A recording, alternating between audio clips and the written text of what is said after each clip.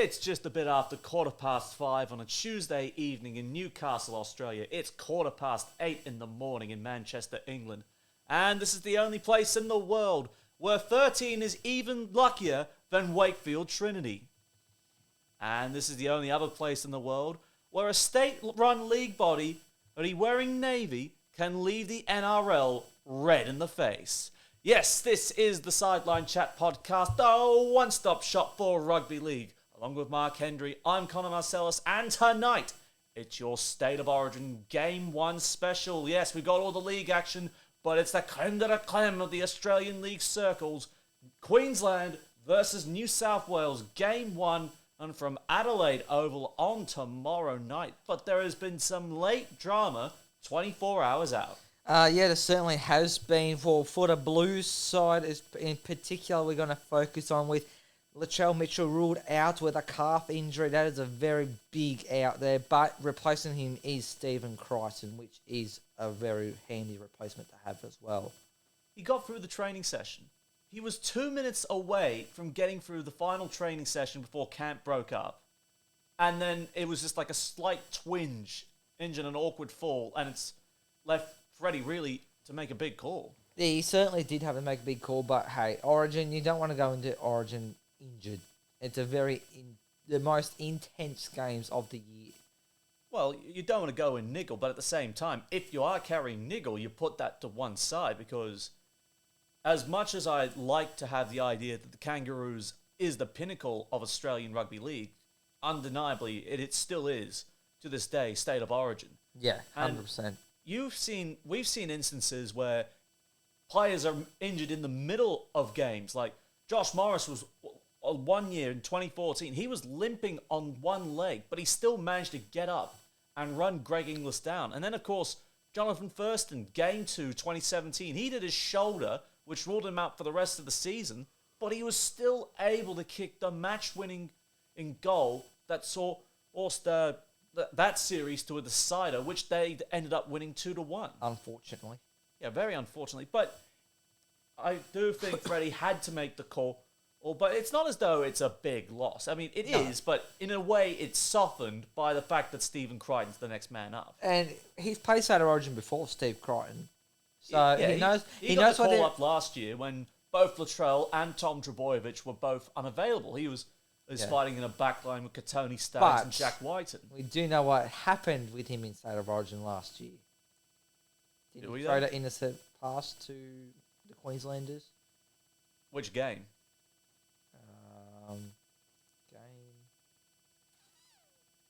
I think it was a Sydney game. I don't remember an intercept, do you? Oh, it might have been not last year, the year before. I don't know. He wasn't playing Origin in 2021. It might have been the year before that. Anyway. He wasn't playing in 2020. God. It must have been last year. I thought he threw an intercept, but I might be thinking of that Panthers South Grand Final, but I don't know. He picked it off, remember? Oh, so that's what you're probably thinking. He probably picked off an intercept at Origin level. Probably. I'm getting a bit muddled up, as normal. Maybe I need to book you in with the league psychiatrist again. And who's that? No idea. Exactly. I'll find someone, and Okay. they'll just go to work with you. Well, don't make it a Dragons one. I'll give you Anthony Griffin's shrink. Oh, no. He serviced Paul McGregor very well.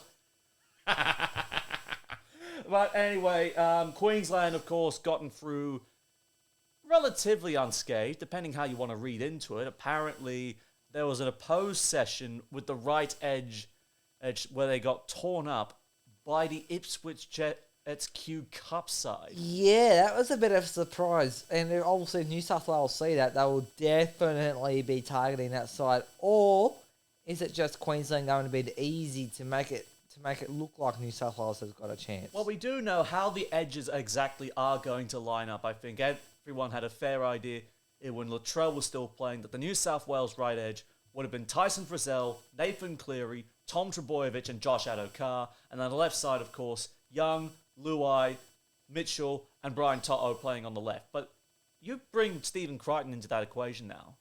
On the left side, apparently he's now going to be marking up against Valentine Holmes at right centre. Yeah, that's going to be a tough ask. But hey, if someone's capable of doing it, it's going to be Crichton. Crichton is a pure athlete. But plain and Valentine simple. Holmes at Origin time, he just goes up another notch. I personally believe. But apparently Daly Cherry Evans wasn't happy with either his or Selwyn Cobbo's defence, and it's apparently a defensive breakdown, especially with Tom Gilbert playing right edge to compensate for the return of David Fafita. And that's probably why they had this matchup against Ipswich, just to try and get combinations right.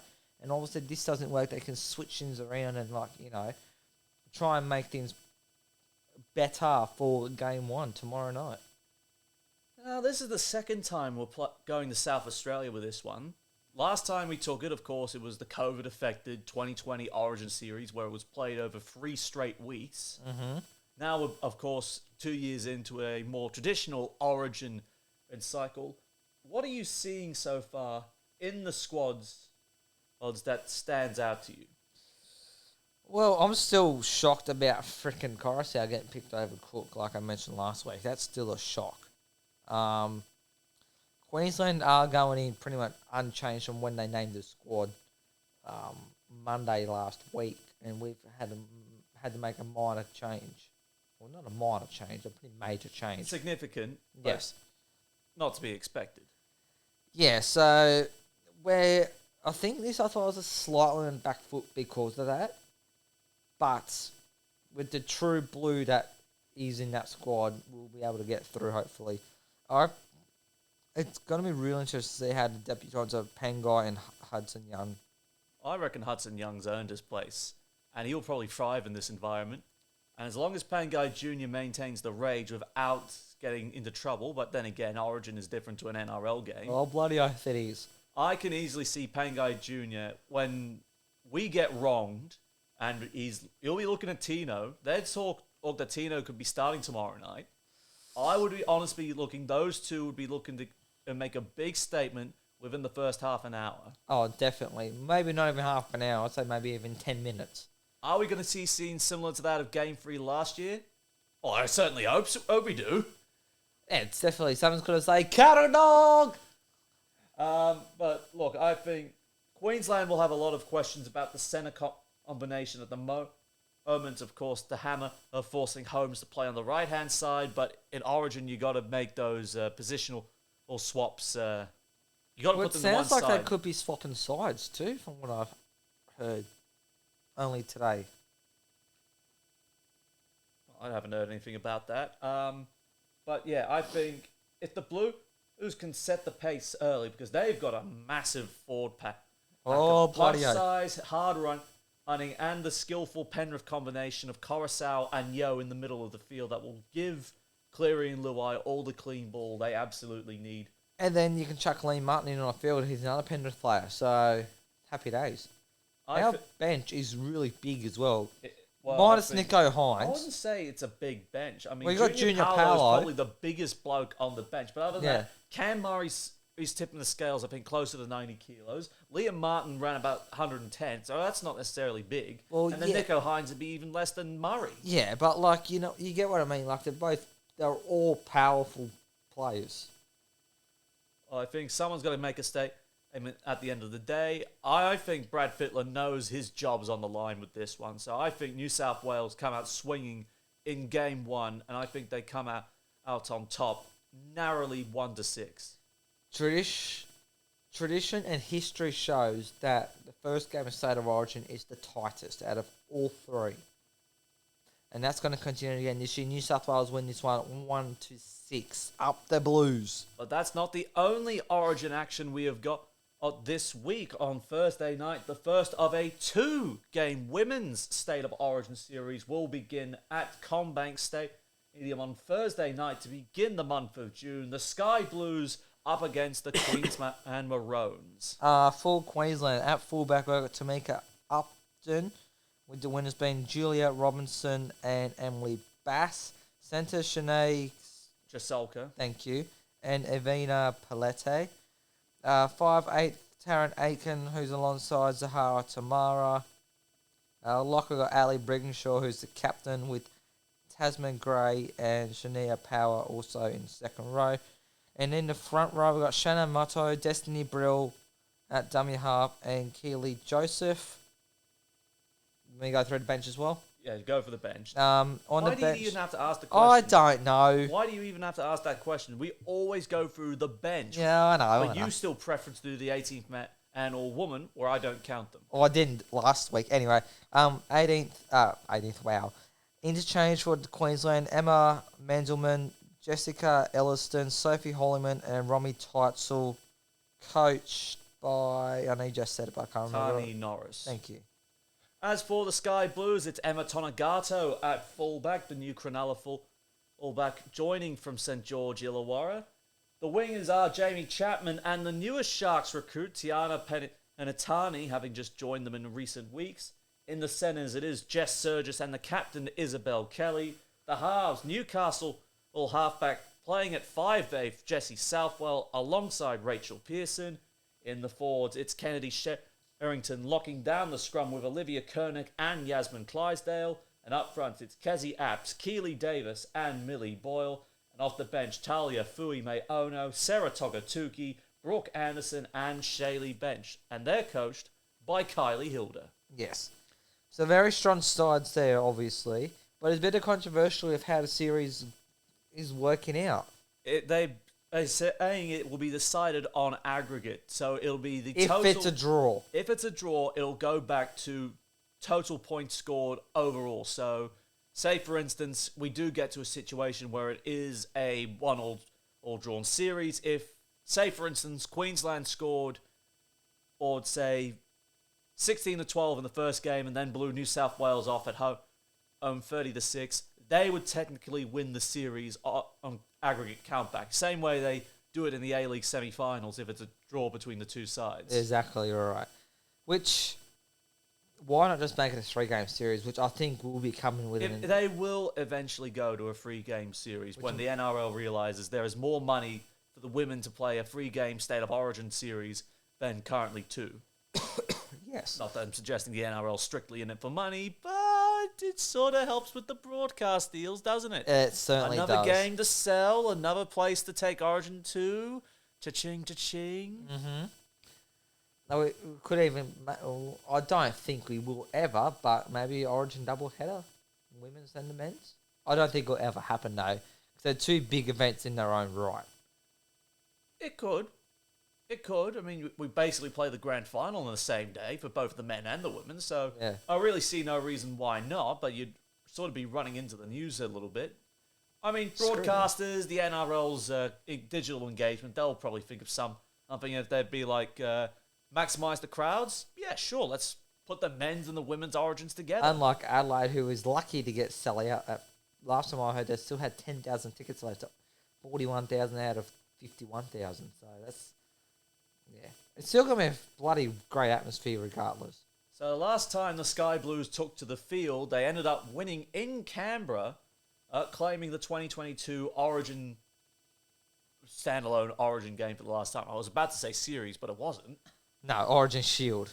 Yeah, let's put it that way. Reclaim the shield from those Queenslanders. Cane Toads. Yeah. Let's just go with that, because you know how I'm feeling. I don't care if it's the men or the women. A Queenslander is a bloody Queenslander. Exactly right. Exactly right. I agree with you there. With New South Wales have got a bloody strong centre pairing. Isabel Kelly and Jess Surgis. And Isabel Kelly. Yeah, they are the best pair of centres in the women's game. None better than them. Yeah. Well, and there's a heap of experience in the Blues side as well. Like we got Kezi Apps, and like I said, Isabel Kelly and Jess Surgis. Kennedy Sherrington, she's very experienced. Millie Boyle, Penitani, and the likes and that. But you also look at Queensland has also got a wealth of experience with Tamika Upton, Julia Robinson. But especially Ali Brigginshaw. Ali Brigginshaw is the biggest one. She's a halfback by trade, but versatile enough to play at lock forward when asked to at rep level. Yes. It's kind of like she's kind of the equivalent of the Ben Hunt, but for the women's. I wouldn't say equivalent, but I'm just saying Ben Hunt's half allows the Queensland and at the women's level to bring in someone like a more rookie halfback or someone else who's probably second to Ali Brigginshaw from the Maroons' point of view, That just gives them a third kicking option when necessary. That's true. It's like I said with Ben Hunt, halfback club level, hooker at rep level. So, but that New South Wales back five, you look at that New South Wales back five, like Tonagato, apparently she's talking about potentially being her last Origin series as a fullback before potentially playing for the Sharks in the NRLW as a 5A. Don't remind me of her coming to the Sharks. But Sorry. Tiana Penitani, very, very good centre. She will be for the Sharks, speaking of that. But Jessie Southwell, 18, 19 years old from Newcastle, guided them to a 19. premiership win. Yep. And apparently she was amongst the first considered. Well, that's good to see, though. I'm guessing she's making a debut this year. Yeah, she's one of 4 debutants in the lineup. Yep. How will she go under pressure? I think she'll be able to handle it really well. Like, she's been in the grand final. I know that's a different story, the grand final, but it's still a big stage. Final series and the grand final, I think, we sort of have to compare and contrast a little bit because the finals are crunch time and the grand finals like the ultimate Yeah, but you're still on a big stage, like, you know. Oh, don't get me wrong, they are big stages, definitely. But yeah, they're also StateofOrigin is the biggest one of all. Fast track at Combank Stadium, you would think that there'd be a sellout. Well, not necessarily sellout crowd, but I'm thinking at least 20,000 rock up to this game. I was going to say it'd be 20,000. I don't think it'll be a sellout crowd. At least 20,000, I think. That'll be a very, might be pushing it a little bit, but mate, North Sydney Oval a couple of years ago sold out at 10,000 when they had Origin there. So well, North Sydney Oval limited capacity, but you put it into even Canberra, one of the premier facilities like Combank. Well, I think even Canberra Stadium last year was a wasn't a sellout. I think it was about 12,000, but still that's a pretty good crowd there for the Women's Origin. Women's Origin in Canberra. And look, as they've been saying, I do tend to agree with them slightly, that the women are getting more. The fitter they get, the more physical they get. Soon they'll be playing with the exact same rule set as the men. So no 40-30s. They'll be trying to kick 40-20s and then 20-40s, yeah. And they'll be consistently nailing those clutch kicks from the sideline. We've seen the likes of Thurston and Cleary nail over the last 10 years. Right. They're in those real pressure moments. Yeah, 100% right. I'm going to say New South Wales win this one 1-6. It's going to be a very tight game, as we'll expect. But I think it's going to be the back five for New South Wales that get them over the line. Yeah, I just think that back five for New South Wales is just too strong. Considering the calibre of players we are talking about right there, I think the Sky Blues do win, but I think it's a little bit wider at the margin of 7-12. There we go. So a New South Wales double for both the men and the women on that front. Now, come on, if we take Queensland, we'll be booted off this show. Yeah, it'd be treason. Yeah. So now we jump into the main action on Friday night. Gotta love that little transition. Talking Origin straight into the NRL over consecutive days. Yeah, Wednesday, Thursday, Friday. So now we start off on Friday night. At round 14, the West Tigers up against the Canberra Raiders. Of course, Canberra, that horrible incident with Corey Hawawira-Naira. He's apparently going to be ruled out for the next month due to the subconcussive blows he suffered in the lead up to his seizure. But they will be buoyed by the return of Hudson Young, named to back up from Origin at this stage. Yes. Whether he actually does. Jared Croker is being rested ahead of his 300th game in Canberra. Yeah, that was announced during the post-match press conference on this Rabbitohs game by Ricky Stewart. So in that case, Albert Hopewati moves into the centres. Nick Kotrick comes into the starting side. Sebastian Chris, at this stage, will start at fullback despite limping off with an injury in the 33-26 win over the Rabbitohs. I believe Matt Frawley is the other fresh face on the bench as well, with Xavier Savage again listed in the reserves. For the Tigers, only one change, which, as we mentioned last week, put a massive score on the Cowboys. Joe Offalengawi has gone to the Parramatta Eels. So he has gone there. So for Nua Pole is a new lock with Seyfarth coming into the bench. Pole returns to starting. Sorry. Anyway. Coruscant has been named, but could maybe get a late withdrawal due to his Origin duties. And Jake Simkin is there, ready to rock and roll. Dane Laurie and Brent Naden are in reserves for now. So the Raiders, of course, they knocked over the South Sydney Rabbitohs, as I said, 33-26. Yes, shut up. We all know you took Canberra and were in a flip of a coin. But I got to give the Raiders respect. Even though Souths were probably missing two of their most important players in Mitchell and Murray,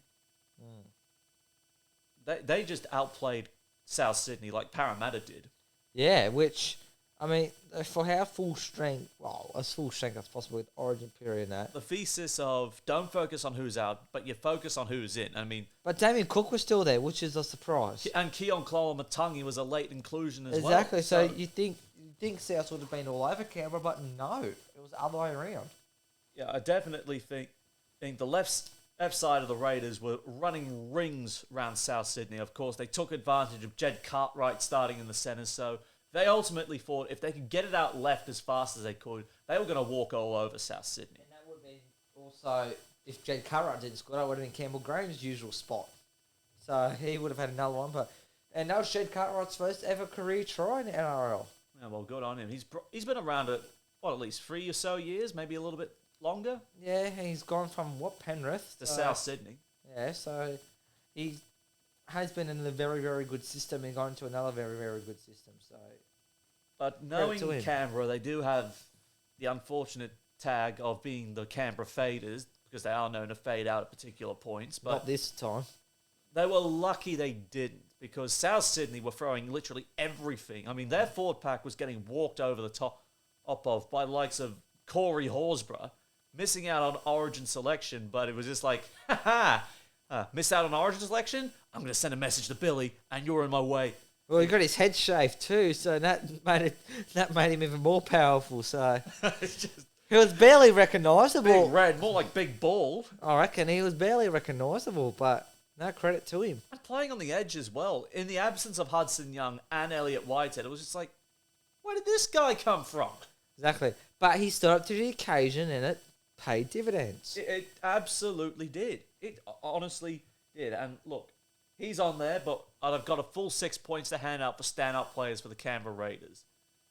Albert Hopewadi, first of all, gets the full 3 votes from me for his first career hat-trick, 217 run meters, 3 tackle breaks, and 2 line breaks as part of that really humming left edge with Jared Croker and Jack Wyden. He didn't run too much, but he did what he needed to do to put his outside men into space, and into space they were. Yep.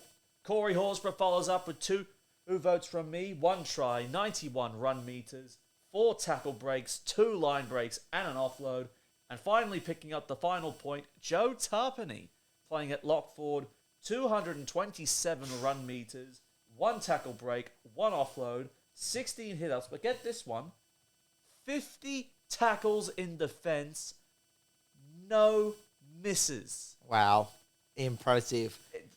Just kudos on Joe Tarpany alone for making 50 tackles, but having a 100% success rate, like and also how many run meters? 200 and what? 27. That's and he also played practically an hour of the game. I think he only had like a 12-minute break in between.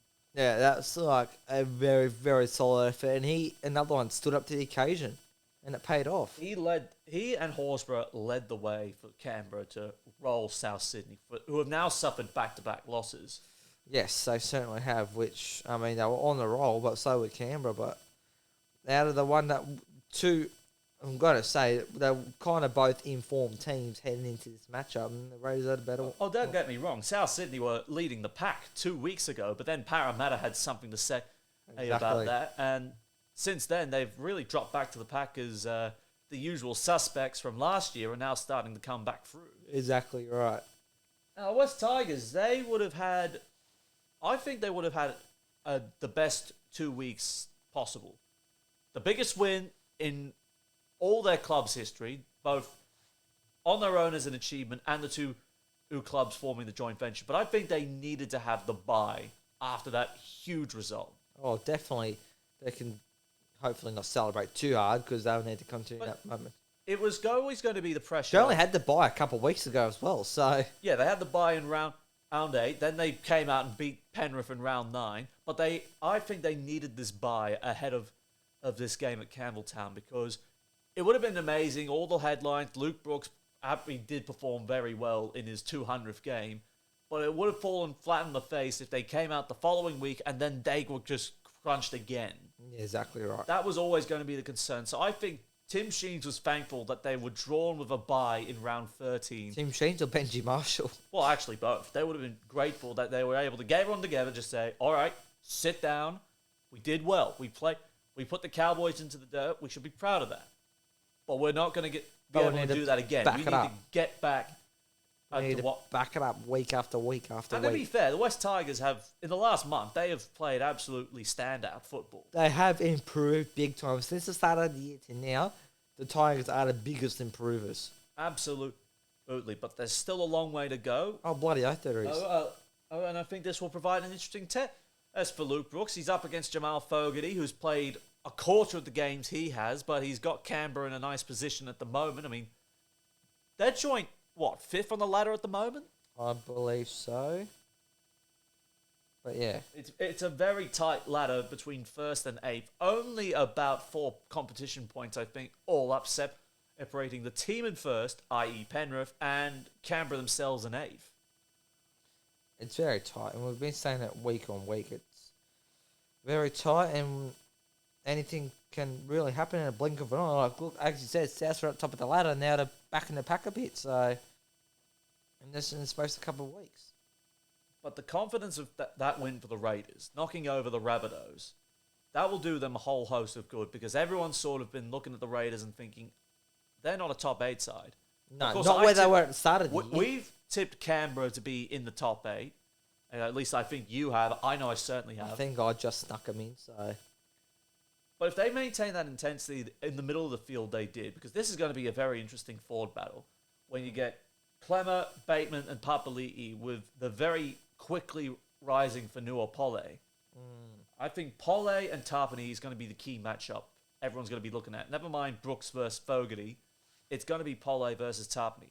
Whoever one of these two can get on top first, I think this will go a long way to dictating the result out at Campbelltown. And for that reason, I think the Canberra Raiders, off the back of another solid effort from Joe Tapine, I think the Raiders go home 7-12 winners. Look, I'm tipping Canberra to win this one. I think they'll just be that too good compared to where the Tigers are at.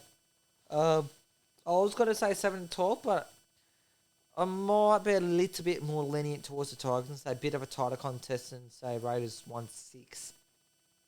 Well, I still think it's a Canberra win, but 1-6 might actually be a more realistic prospect given what the West Tigers have been able to do in the last 5 weeks. Yeah. Now settling to across the Tasman at the newly christened Go Media Stadium in Auckland. We now have the New Zealand Warriors hosting the Dolphins for the very first time. Dolphins, Hammerside, Tibuafoto and Tom Gilbert are being rested, so they're going to be out. So, I'm just trying to see who replaces them. Helps if I do my research first. So that means Cody Nicarima remains at fullback. And who was the other one that was at? Tom Gilbert. Connolly Lemieux, he's staying in the starting side. Well, I think it'll be very hard, given his form, to displace him at the moment. But other than that, same 17. And of course, they came off a big win against the Dragons at Redcliffe. Meanwhile, the Warriors have had 3 big inclusions of their own. Of course, losing Freddie Lussick to injury. To concussion. Yeah. But the good news is Wade Egan has overcome his calf injury, so he'll be back in the starting side for Andrew Webster. Well, also on the bench, Dylan Walker and Mitch Barnett are the fresh faces. Good news for Mitch Barnett after he suffered that horrible neck injury all the way back in round 3. So they both replaced Tom Ale and Dimitri Sifakula on the bench. Now the Dolphins, they are coming off, of course, a 26-12 victory over St. George Illawarra at Redcliffe. The Warriors, very unlucky to go down to the Brisbane Broncos, 26-22 in Napier on the east side of the North Island. They bloody came oh so close. And what a thrilling, absolute thrilling finish we had. And they left it late too. Like, the Broncos looked like they had it. No, the Warriors fought back, dug deep, and nearly won the goddamn thing. It was a shirt pull the difference. A dead set. It was a shirt pull that denied the Warriors and Sean Johnson, in front of a sold-out crowd at McLean Park, the opportunity to kick the match-winning goal. Yes. Had Pompey not gotten involved and denied the chase, the Warriors win. And I know they can probably scream conspiracy because it was an Australian referee and an Australian bunker making the call. I was going to say the one NZ CEO has already come out and said that a couple of weeks ago. Well, this is just flared up again. Even though it's clear as day, it is a penalty at the end of the day. Yeah, exactly right. Dane Mariner was denied the chase. Yes. When Montoya went into the corner. And it's unfortunate because the Warriors has looked like they fought their way and earned their right to win that game, but you can't deny the chase. Exactly. And what a story it would have been, though, if they managed to kick it, Sean Johnson get a kick from the sideline to absolutely win it after the siren.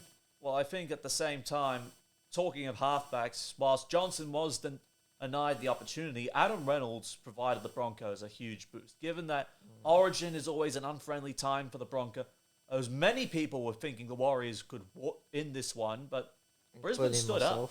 Yeah. They stood up. Reynolds coming back was a huge boost. And their defence, my God, how many times was Dallin Watene-Zelezniak denied a try in that right-hand corner? 3, 4, maybe more. That was just a testament to the Broncos' scrambled affair. And with all their heavy hitters out of the side. No Walsh, no Cobbo. No Haas, no Carrigan, no Flagler. Yeah, all major losses. And I got to say, not just Tristan Saylor, who, of course, played his 6th game and first with the Broncos. Yes. Obviously, he had a couple of good touches, 2 try assists, but Dane Mariner, 3rd NRL game, and my God, what a performance he put in. 2 tries, 179 running meters, 5 tackle breaks, and putting in the kick himself. That at pièce de resistance, diving on the loose ball and running 80 meters to score a length of the field try. Yep. Good work. He's given game time and he'll improve more and more, but he's stuck behind a few other players at the moment. But Tristan Saylor, what about that try saver he did? Oh, what about that try saver? You wondered how many times the Warriors could have scored in the first half had the Broncos' defence not have been as rock solid as it was. Yeah, unbelievable. Just those efforts on efforts, that would have pleased Kevin Walters the most after a couple of rough performances, especially when they were held to a solitary try by Penrith the week prior to this one. Exactly right. Touch wood, it's all smooth sailing for those players, but if the same Origin players are out, well, Kevin Walters knows who's bringing straight back in, doesn't he? Well, he certainly does. Mariner, Saylor. Well, you got to remember Corey Oates is listed in the reserves as well. He's come back from a jaw injury as well, so true. There's a lot of competition for those backline spots, but I don't think you can really displace Jesse Arthurs at the moment. No, given his form as of late. Well, that is true. But yeah, like when Origin 2 comes around, well, he knows who's bringing straight in. Now, the Dragons, on the other hand, had a golden opportunity to capitalise on their big win against the Roosters. But even with a 7-tackle try, they still couldn't get the job done. No, back to reality. On cloud 9 for 1 week against the Roosters and came crashing back down to earth. And you stupid fool suckered me into believing the Dragons could go back-to-back. I was half thinking the Dolphins after that lackluster performance against Melbourne, but you're the one that said the Dragons, not me. You suckered me in with that. I said I agreed with you that the Dragons could do this, but apparently not. Because the Dragons are probably the most unreliable thing to set your watch to. Yeah, that's true. But yeah, I thought Dragons were going to win that without no Kafusi and the Origin players out. I seriously thought we had it. Yes, we had no Ben Hunt, but I was the only Origin player we had out. And obviously, that pretty much made the difference. I think the leadership that Ben Hunt has shown, we missed it. And the turning point for that game was, of course, Jack DeBellin getting sin bin. Yes. The moment he gets sin bin, because the Dragons come out and they score the first try off 7 tackles. I was very lucky that one wasn't pulled up either, because they had the Dolphins on the back foot early. Mm-hmm. But I tell you what, the one man who really came along, Anthony Milford. Yes. Anthony Milford, underrated, written off, down on his luck. Wayne gives him a call saying, Anthony, I need you in the halves this week. And sure enough, he stands up for probably his best game in the last 3 years. Have to agree. One try assist, 100 running meters, 2 tackle breaks, 1 line break, an offload, and 2 goal line dropouts. It's one of his best games he's had in a long The right time. side, and he led that right side of the Dolphins to an absolute clinical win by the second half. I mean, they were up 18-6 or 18-12 at one point, and then they just put the foot down. Jermaine Asako, probably unlucky he didn't get a hat trick out of that. No, he was very unlucky he didn't get a hat trick, but he had another stellar performance there. He's gone to the Dolphins and had a cracking Wayne has season. just somehow managed, and this is still the miracle of the Dolphins, that all these players we thought of as sort of down on their luck, out of favour at other clubs, they come here, Wayne just gets them on a simplified game plan, and my God, the Dolphins are working. They are humming along nicely, and it is just so good to watch them. It certainly is. Like, even from the first try that they scored back in round 1 against the Roosters, they've just been phenomenal ever since.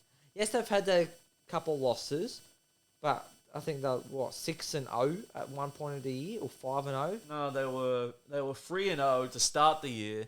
Then they had a couple of hiccups against the Broncos and the Dragons. Sorry, that's my bad. Then, of course, they put in arguably the greatest comeback performance against the Titans. So it might have been like a 6-1 record they had at one stage or whatever it was, but still a very solid record to have. It in was the a first healthy ever record, season. and I still think it's a positive winning record as well. Yes, which is good to see. Now, this is the Dolphins' first trip to New Zealand. Yes. Another first. I mean, this is all first for the Dolphins, but their first trans-Tasman trip. What are we going And to expect out of them? Well, and also the other thing too, it's the first time how they're going to go without the Origin players being without Origin coming into effect. Second time, remember, the Dragons were the test case. No, like the Dolphins with the Origin players being out. Right. Again. Oh, yeah, sorry, my bad. Don't cough. Sorry. Well, it's only a week later, but still. Anyway. Well, resting the Hammer and Tommy Gilbert, that's probably worthwhile. But they do have the luxury in the performance that they did against the Dragons last week. They can show they can still do it without the big players. Yeah, they certainly did. Warriors, I think they'll be smiting after letting that game go. They were certainly well in the fight against the Broncos, even when it looked like they were on the ropes at one stage. Everything they were throwing at them didn't seem to be sticking, but I think Wade Egan coming back in is a huge boost, and maybe we'll see a little bit more out of Luke Metcalf's running game, I think on top of that, because he didn't really have much opportunity to motor. No, he certainly didn't, but that was just because of the Broncos' defence. There was just all this hype about Luke Metcalf, because he was given the nod to start in the halves during the preseason challenge, remember? Yes. And he absolutely tore the Tigers to shreds. But it was the Tigers too. Yeah, it was the Tigers, and it was in February, so Yeah. hard to say how that one pans out. But the Warriors have a very big forward pack that you really have to concern yourself with. I think Adam Fanua-Blake, highly underrated in all the conversations. The Tongan international, he's got to be amongst the top 10 and forwards, if not amongst the top 5. 100%. Just tackle breaks, offloads, hard running, and his try scoring record as of late as well. Yeah, it's been a very good try scoring record. So Let's hope he keeps that up. I think that will be something to look at right there. Who's going to step up to bring the intensity with no Gilbert and no Felice Kafusi in the side? Not too sure who stands up on that front. No, me neither. But I think the Dolphins will look to play a very similar game plan they had to the Dragons last week. Focus on the right edge. Focus on the strength of Milford and Asako as probably two of the best players. One from last week and one probably a lot further afield over the whole year. Yeah. They'll want to focus on the edges where their best performers are. So I think they'll want to go right. So I think you're going to see a very interesting battle between Asako and Montoya of who can run over the other one first or run faster. I think Montoya's got the legs over Osako, though. But at the end of the day, I got to pick one, and I think the Warriors will be looking for a big bounce back in front of their home crowd. Yeah. Well, Back home at Auckland, I think the Warriors won the 6. I would like to say Dolphins when this one is considered it's the first trip to New Zealand, but New Zealand at Go Media, aka Mount Smart Stadium, have been pretty. I've had it up and downs this season, but I think the Warriors will just get the upper edge and win 7-12. Yeah, I definitely think the Warriors will go a long way to keeping their place in the 8 in a very... And having Mitch Barnett, Dylan Walker, and Wayne Egan back is a big added bonus. Oh, yes. Walker's versatility cannot be underestimated, especially subbing in and out for Harris. Mm-hmm. Now, the Gold Coast Titans will be coming off their bye up against the South Sydney Rabbitohs. Some good news for Jason Demetriou. Campbell Graham will be back in the side after picking up a sternum injury just before the beginning of Origin 1. Cam Murray and Jai Arrow have also been named at lock forward and in the front and off the bench respectively. So Tallis Duncan will drop out of the side, as will Liam Knight, with Richie Kenner moving onto the right wing in place of Tane Milne. For Gold Coast, as you said, come off the bye. Fafita and Fasten and Lally have been named, but we monitored for obvious reasons. Kieran Foran is going to be arrested, saying he had the club saying he has ruptured ligament in his plantar plate. So in round 9, and he played through the pain. So that's a fair call there. Jaden Campbell goes from fullback to 5'8" with Kenny, the new fullback. Sam Verrills has been named to make his long-awaited return from a broken collarbone. Isaac Fasulamali has been recalled to the bench, with Khan Pereira also back on the wing. I think the Titans will be absolutely grateful that their top try scorer is back in the side. And it makes for an interesting battle, because Khan Pereira is going to get marked up by Richie Kenner, who, when South Sydney have called him, he's no slouch when it comes to try scoring. No, he's not. But it's the inconsistency of the first grade top flight games, though. Yeah, they definitely are few and far between. Look, the Rabbitohs will be wanting to lick their wounds very quickly, because they saw what happened to Melbourne and they came up to the Gold Coast to play for Titans. The Titans absolutely destroyed them. Oh, well, no, not necessarily destroy. I mean, they did score the match-winning try very late in the piece, but it was a high-scoring affair. Yes.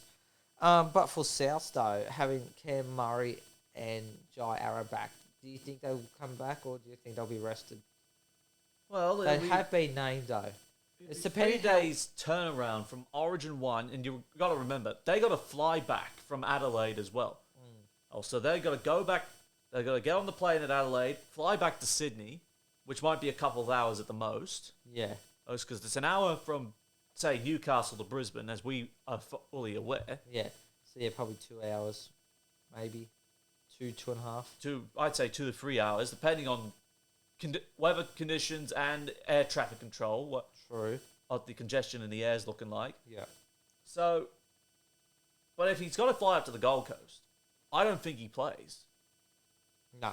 I personally think there'll be a late scratching. There you go. They might back up, they might not. But if he's got to fly either Queensland from Adelaide, you wouldn't risk it. Unless you go from Adelaide straight to Queensland, not via Sydney.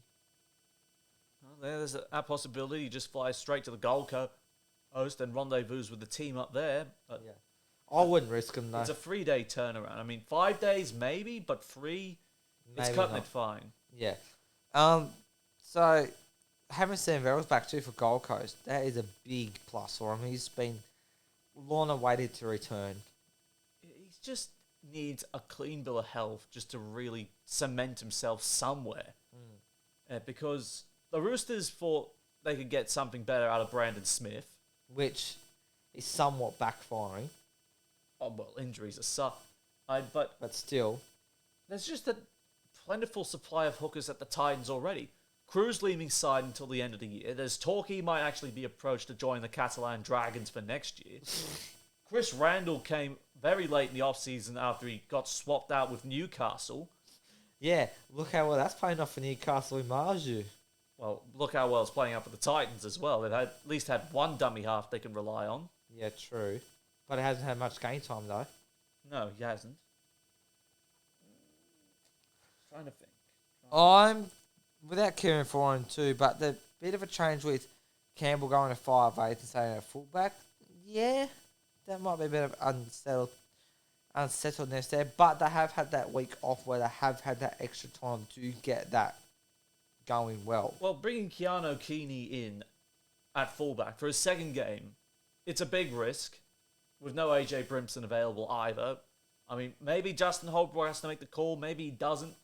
But to do it at this rate, when it's just like, it's in Origin, in period, you're expected to really perform well if you're facing a side with very heavy Origin representation or key representation. But ultimately, I think the Rabbitohs will call it at 2 and say, enough is enough, we're going to get our season back on track. So even if Murray and Arrow don't play, I'm expecting South Sydney to bounce back and win 1-6. I think we could see another crazy, stupid, high-scoring affair we did it a couple of years ago between these two sides, but I think the Rabbitohs will just be too good, especially with Kalamatangi getting some match fitness under his belt. I'm going to go to the other side of the field. I'm going to say Gold Coast win this one. I think Fasumulali, Tino and Fafita will back up from Origin. But Cam Murray and Jai Arrow won't.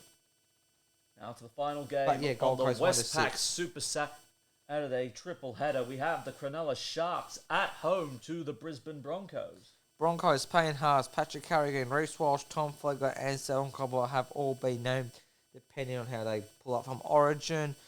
Corey Jensen and Kobe Harrington have moved to the bench. Tristan Saylor and Keenan Palacia are amongst the reserves. Dave Mariner, 18th man. Corey Oates is amongst the reserves as he is nearing a return from his knee injury. One big boost for Craig Fitzgibbon, but it has come at a cost. Siosifa Talakai has returned from injury, and he will retake his place in the centres, though it has come at a cost once again to Connor Tracy. He is so... When he's inside, he is absolutely awesome. I don't know why the Sharks don't try and make a spot for Tracy somewhere in there. What, I mean, even come have on, sucked the guy- jersey 14 off the bench? Yes. I mean, but seriously, he is too good to be playing for Newtown in the New South Wales Cup, Connor Tracy. Yeah. He is just too good to be left playing for Newtown, whether it be at fullback, at centre, wing, or 5'8". Yeah. He needs to be playing for the Sharks, Yes. I reckon. 100% agree with you. I'll say he's one of the most underrated players in the competition. He is the ultimate utility player you would die to have in your side for. Don't you get any ideas? He doesn't look good in the red V. Maybe. Going to local rival. Anyway, sorry, I'm only dreaming. Yeah. That's going to get you nowhere. Sharks will keep him, I know. Now, the last time these two sides played in Cronulla, when was the last time these two sides... 2019, that's right. It's been a while since the Brisbane have come to Shark Always Park. got to be 2019 when you think about after points bet. Well, because the Sharks were playing out of Cogra and all that. Yeah. Well, upside is Nico Hines probably won't play that much in Origin 1. He probably might get maybe 10, 15 minutes at the most if they decide Cleary needs a breather and New South Wales are in a good position. Well, I don't think Cleary... I think Cleary played at 80. But it is a case of if Coruscant needs a breather, I was going to say if Coruscant needs a breather, yeah. So he might get half an hour. I'm going to say at least 20 minutes of game time. I mean, I know I was just saying Murray probably won't back up, but I think more than likely Hines will. Yeah, Hines will. I mean, he's not going to be playing that much. It'll be like a quick shower, jump on the flight, and then he'll go straight back to the Sharks camp. They'll stay in Adelaide overnight, of course. But yeah, I know what you mean, though. They've got that extra day Saturday, so it's like 3-day turnaround. Yeah. Yeah. I still reckon he'll back up, though. And he'll be It's influential. Key matchup this one, Hines Reynolds. Oh yes, right there. Especially with Reynolds coming back at a very opportune time for Kevy Walters. Whether or not he gets his full contingent playing, there's still a lot of strike in that Broncos backline. I think Tony Staggs, they just need to get a more clean ball. And I think having Reynolds back, that battle between Staggs and Talakai, they're going head to head once again. Staggs has got the speed. Talakai's got the size. Hey, well, you got to be fair. Talakai's got a fair bit of toe on him as well. He does. Do not underestimate the fact that Talakai can haul ass when needed. But you put them two together, you think Staggs has got the upper edge. But the size-wise, that's heavily in favour of Talakai. But that's a good thing, though. You can steamroll Staggs. I think the one thing the Sharks need to keep in mind is they got to keep the error count down low if Brisbane involved. Mm-hmm. Because they made too many errors against Newcastle last time I'm out, but they were able to get away with it because of their attack being practically number one in the league. Yep. They are the best attacking side, but they are not necessarily the best disciplined in terms of error count and completions. 100%. They need to really look at that because this is a Broncos side that could look to punish and big-time punish. And we've seen that numerous times over the course of the season. This is a tough one to call because these are very much sides I can see going deep into September with. I predict that the Sharks are going to finish top two to begin the year anyway. But the Broncos have once again exceeded where I thought they were going to be. And they could easily still finish top four at this point, heading into the second half of the season. Well, I'm going to say that Haas, Walsh and Cobbo will back up. The others won't. But as we said, Hines will. I think the Sharkies will be too good at PointsBet Stadium. It's been a while since the Broncos have been there, so it'll be somewhat unfamiliar ground for them. Been a few years since they've been there. Sharks win this one 7 points to 12. Nico Hines will be winning the battle over Adam Reynolds. Yeah, it's a close one. It could go to Golden Point. I definitely think this is a game that could go to Golden Point. But I just think the home ground advantage of the Bermuda Triangle, the Broncos will probably think they know what's coming, but then it just turns 180 on them. So yeah, I think the Sharks just sneak home.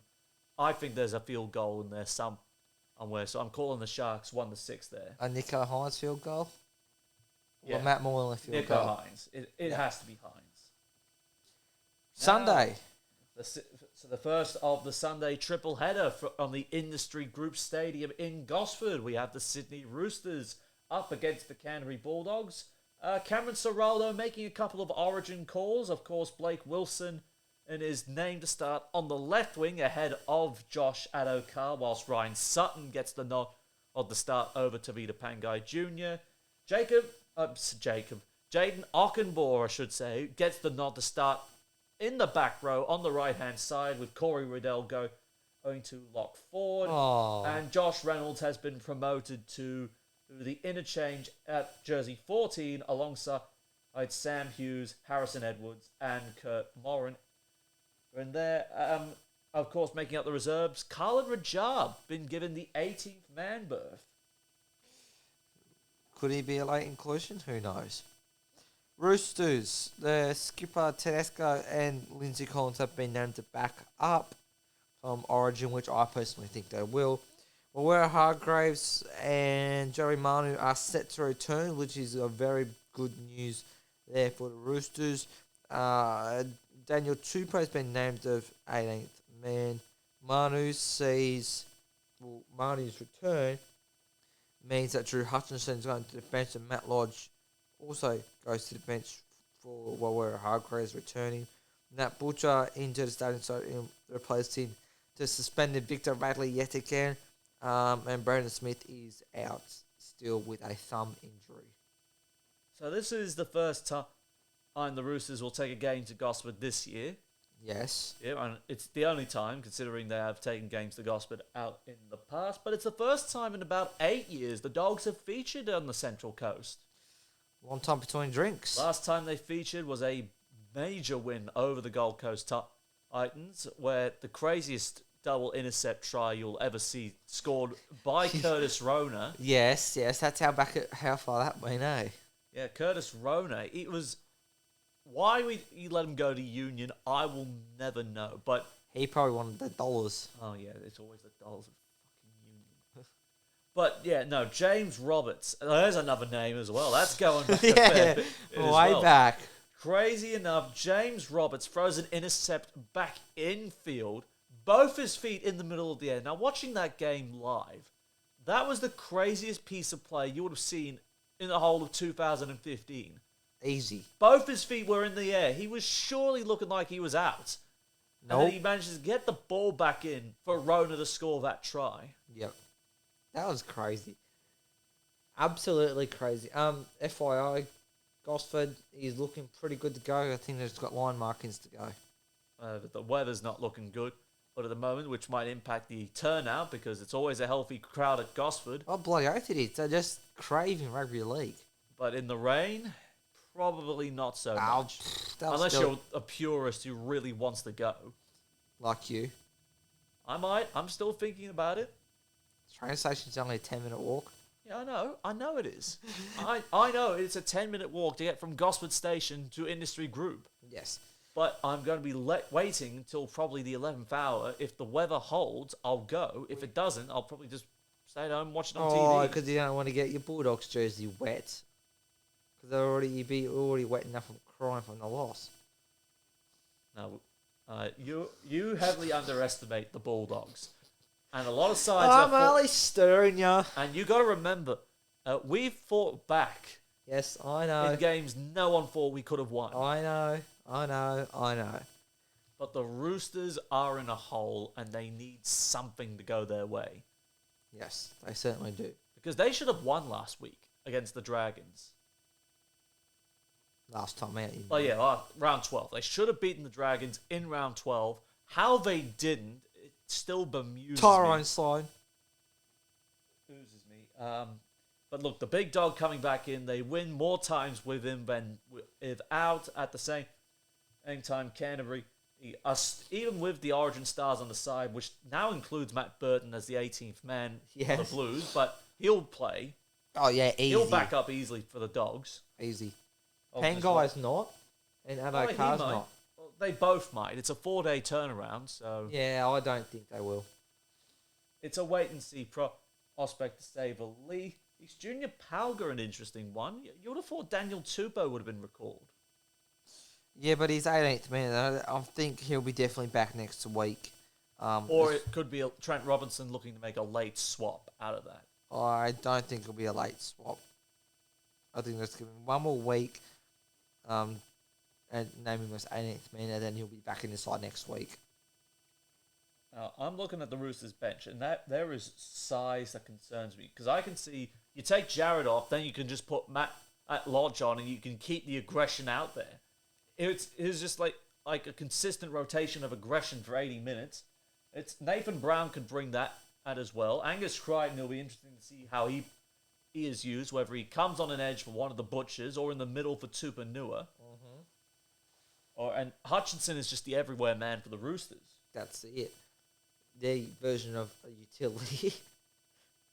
I'm going to say Roosters win this one 1-6. I like the Bulldogs' chances. If it's going to be like a wetter game, I know dogs generally play well to the wet, but the Roosters I think will be that little bit better. If it's a wet weather game, then the kicking game becomes important. And you can honestly imagine Matt Burton doing his trademark Burton bomb in the pouring wet. That's Well, depending on how wet it's supposed to be. Well, it's raining at 20 degrees, but even so, you can just see the towering Burton bombs that will clear the grandstand easily. I'll probably clean from the stadium across the highway and into Brisbane waters. That's how high I'm on the coast. Exactly. That's exactly what I'm looking at right there. And I think they'll be looking at targeting Corey Allen and Junior Palger under those high bombs. Because bomb plus rain is not a good formula for an inexperienced winger. No. And even for the best ones, it's still challenging circumstances. Yes. But yeah, Roosters. I like the 6. Bulldogs' chances here. I think they can and come up and put in a strong performance against the Roosters, even without some of their bigger names who were out due to Origin. So for me, the Bulldogs win this 1-6. Fair enough. Fair enough. Now, the Cowboys back at home in Townsville at the Queensland Country Bank Stadium, and they will be playing host to the Melbourne Storm, where Craig Bellamy will have the luxury of naming the same 17 that downed the Dolphins in round 12, although there is still a concern about Eli Katoa's shoulder, where Alec McDonald is working his way back from an elbow injury in the reserves. But it's also a good nod for William Warbrick as well, who earlier today announced his contract extended by the Melbourne Storm for the next 3 years. Thoroughly deserved. Thoroughly deserved. Cowboys, Talawalo is amongst the reserves as he's looking to make his way back into the side. Jeremiah Nano has been named on the bench as he is returning from a suspension. Bauerholz, Tuolagi and Cotter are amongst the reserves from the Origin duty. Tom Dearden returns to the Cowboys as well at 5'8". Semi Valame, the former Raider, is to make his debut on the win in place of Robert Darby. Yeah, that was sort of a not if but when, I suppose, for Semi Valame. Of course, he left the Raiders midway through the year, and of course now making his first grade debut for the Cowboy, or his club debut. But against the Melbourne Storm, it's never easy, and I think we all know which way this is going. Cowboys. I mean, look. It's in Townsville. I don't know what Melbourne's record is like in Townsville, though. Well, this will be the Melbourne's third trip up to the Queensland Country Bank Stadium. Now, of course, the Cowboys, they went down to the Parramatta Eels 24 points to 16 at CommBank Stadium last Friday night. The Cowboys were probably lucky the score wasn't any higher than what it was. Yeah, 100%. They just weren't together again, like against the Tigers. I just think they left it late. They started well, but they left a comeback very late in the piece. They turned the ball all over, and then Mitchell Moses scores underneath next to the sticks to put the game beyond any reasonable doubt. Yeah, 100%. They let that game slip away from them as Parramatta were clinging on for dear life at one point. They were, but Parramatta also in better form than what North Queensland are, and they come up with the chocolates. Well, both these sides were third and fourth on the ladder respectively, and it's fair to say they have failed to this point so far to back up how well they played last year. I mean, to the point Todd Payton has had to ban any mention of discussing the 2022 season at all. As for the Eels, I think defensively they almost let themselves down again, but they rallied and they hung in. Instead of heads going down the moment Carl Feldbags' second try, they just sort of like reset, and when they got the opportunity, Moses just went. Typical Moses style, 100%. But I think it does help that Moses and Brown's contract sagas have ended, and now it has ended. You can see the Eels playing a lot better football than what they were in the opening month. We knew Moses was staying at Parramatta. It was just like but the worst kept secret. The formal announcement is everything. Yeah. And it's sort of like once you get that formal announcement out there, it's just sort of like to the media, to the fans, and to the players, it's just sort of like, all right, we know this is happening. Everyone knows it. Let's just focus on playing football. And to the Eels' credit, they're on a roll again. Just their late. It's just they started. I think this is a mid-year charge that they are currently on. I think going into the bye, they're getting some reinforcements late in the piece. I mean, Sean Lane, Ryan Madison, Regan Campbell-Gillard, over the next month, they're all going to come back into the side. And given the fact, and I'm going to highlight this man again, Wiramu Greg. Yes. He was easily one of the Eels' best. About him last week, yes. Best on ground against the Cowboys. No Paolo because he was out for Origin. Jermaine Hopgood, probably a little bit unlucky he didn't get picked by Billy Slater as well. Maybe came too. Well, we'll see how that pans out.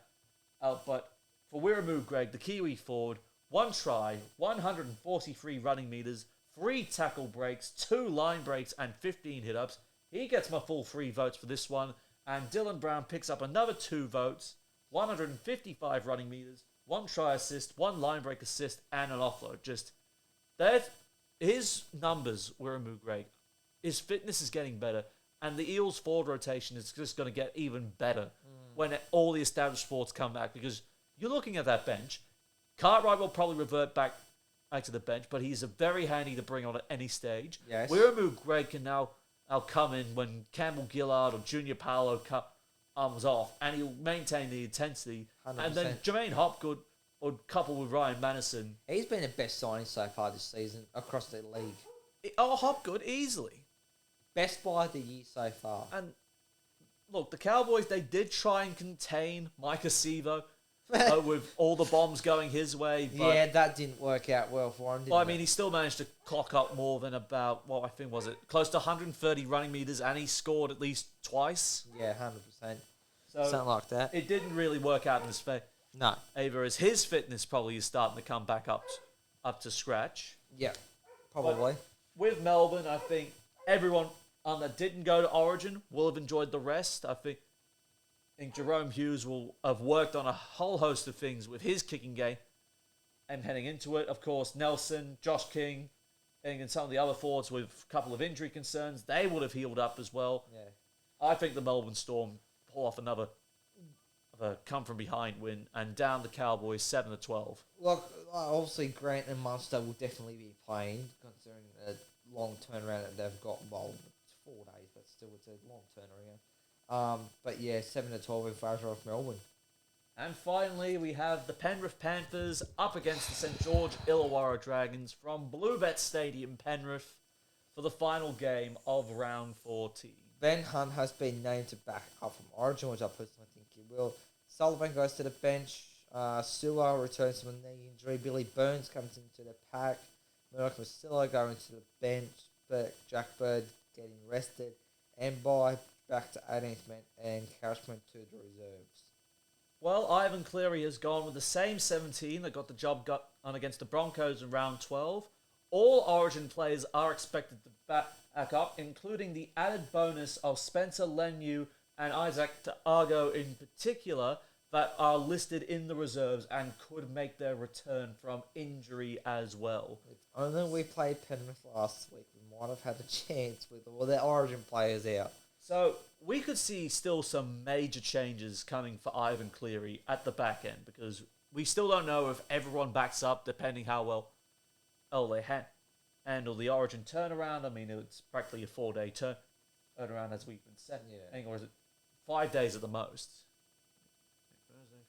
Saturday, 4 days. 4 days, yeah. 4 days, but having Isaac Targo and Spencer Leniu come back into the side already, this will mean that Penrith will be at full strength. Yes, it's a bad time to play Penrith. If only, like I said, if only the Dragons had to draw last week with all the Origin players out, we would have had a chance. But no. No, I do We not. had to play him the Sunday after Origin with all the players returning. And, of course, some of their bigger forwards coming back into it, which will just really tip the scales heavily in Penrith's favour. Yeah, I am right in the Dragons off in this one, big time. I have absolutely no hope in the boys in Red V. Penrith are going to win 21 plus. No, I'm not going to be that cruel to St George Illawarra. I am. Seriously, we should have beat the Dolphins last week, but we didn't. Yeah, because they suck and you know it. Exactly. That's why I'm picking Penrith to win 21 plus. No, I don't think Penrith's going to win 21 plus. I still think there's a long way for the Dragons' defence to go, and they did hang in. Even against the Roosters, they hung in for the longest time. But I do think if it comes down to the 20 minutes to go and it's Cleary versus Hunt, I think Nathan Cleary steadies the ship and brings it home off the back of a big forward pack. If Leniu and Targo are late inclusions as well, Penrith wins 7-12. You're being very lenient there. Very, very lenient there. And on that note, that'll do us for the NRL and Origin coverage for all this week. But don't go anywhere. We're going to take a short break and we'll be right back with the Betfred Super League debrief. It's Dacia Magic Weekend and there's a lot of shuffling on the ladder that's got to happen. But are Wakefield finally in line for a win? Stay tuned as we answer you that question.